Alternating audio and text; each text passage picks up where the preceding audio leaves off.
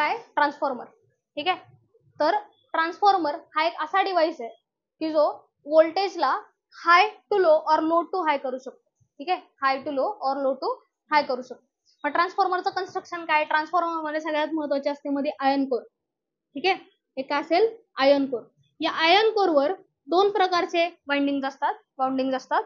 तर ती जी कॉईल आहे, फर्स्ट कॉईल आहे सपोज ही, या फर्स्ट कॉईलला आपण म्हणतो,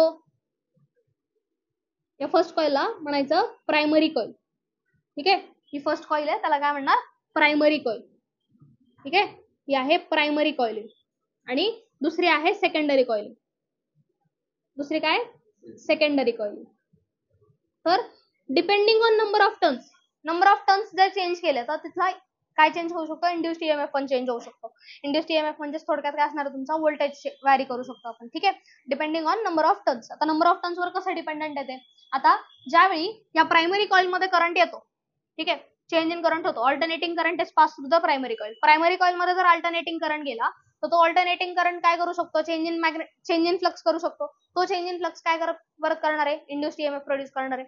ठीक आहे. याच्यातला चेंज इन फ्लक्स, ठीक आहे, याच्यातला चेंज इन फ्लक्स काय प्रोड्यूस करतोय, ईएमएफ प्रोड्यूस करतोय. मग आता याच्यातला जर ईएमएफ लिहायचा आपल्याला, EMF produced in primary coil, तो काय असेल बरं, N d phi by D t. बरोबर का. पण कोणासाठी, प्रायमरी कॉईल साठी. N d phi by D t का लिहिलं, N d phi by D t का लिहिलं बरं, कारण d phi by D t हा काय असतो, ईएमएफ असतो. एन टर्न्स म्हटल्यानंतर काय येणार तो N d phi by D t येणार. एक टर्न असतं तर फक्त d phi by D t लिहिलं असतं. ठीक आहे. EMF for primary coil, primary coil साठी ईएमएफ लिहिला.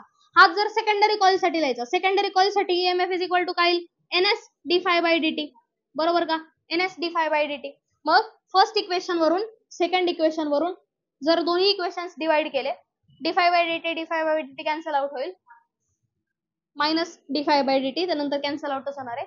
ठीक आहे. तर ईपी अपॉन ईएस जर घेतलं तर काय येईल बरं, minus NP d phi by D t upon minus N S d phi by D t. D phi by D t गेला, फ्लक्स चेंज गेला, राहील काय फक्त NP by N S is equal to काय मिळाला, ईपी बाय ईएस.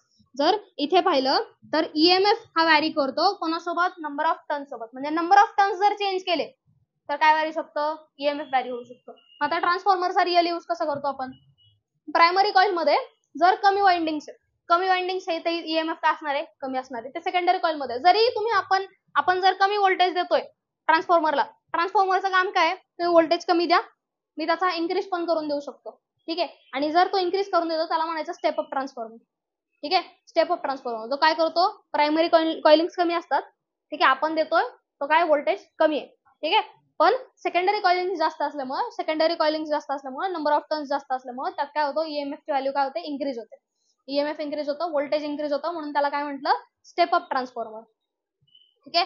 देताना आपण voltage कमी देतोय, ट्रान्सफॉर्मर काय करतो, त्याला स्टेप अप करतो, त्याची व्हॅल्यू इन्क्रीज करतो, म्हणजे तो काय झाला, स्टेप अप ट्रान्सफॉर्मर.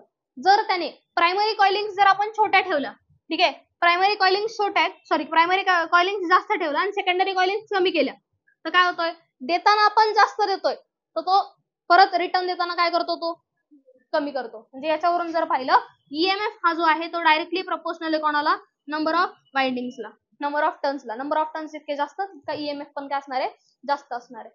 समजलंय का. स्टेप अप आणि स्टेप डाऊन ट्रान्सफॉर्मर समजलंय का. स्टेप अप ट्रान्सफॉर्मर मध्ये काय होतं, स्टेप अप ट्रान्सफॉर्मर मध्ये काय होतं, तुमच्या ज्या सेकंडरी कॉइलिंग्स असतील त्या कशा असतात, ग्रेटर असणार आहे. का, कारण जितक्या नंबर ऑफ कॉइलिंग्स जास्त असतील तितका ट्रान्सफॉर्मर काय करणार, व्होल्टेजची व्हॅल्यू पण इन्क्रीज करून देणार. ठीक आहे. म्हणजे स्टेप अप ट्रान्सफॉर्मर मध्ये सेकंडरी हा आउटपुट आहे आणि हा इनपुट आहे. ठीक आहे. सेकंडरी ज्यावेळी स्टेप अप ट्रान्सफॉर्मर आहे, स्टेप अप ट्रान्सफॉर्मर काय करून देतो आपल्याला, की जो आपला आउटपुट आहे आउटपुट इन्क्रीज करून देईल.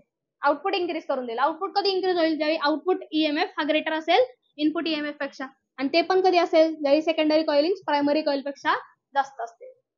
समजलंय का.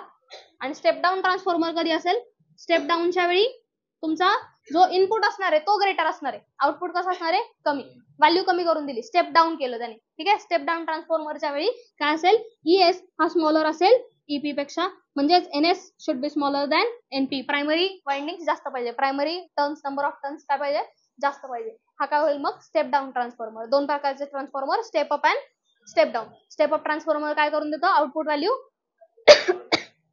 इन्क्रीज करून देतो, आणि step down transformer output value decrease करून देतो आणि स्टेप अप इन्क्रीज करून देतो. बरोबर आहे.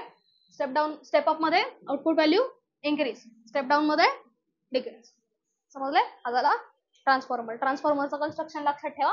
एक आयर्न कोर आहे, त्या आयर्न कोरवर आपण दोन प्रकारच्या वाइंडिंग्स केल्यात. एक प्रायमरी आहे, सेकंडरी. प्रायमरी हा इनपुट आहे, सेकंडरी हा आउटपुट आहे.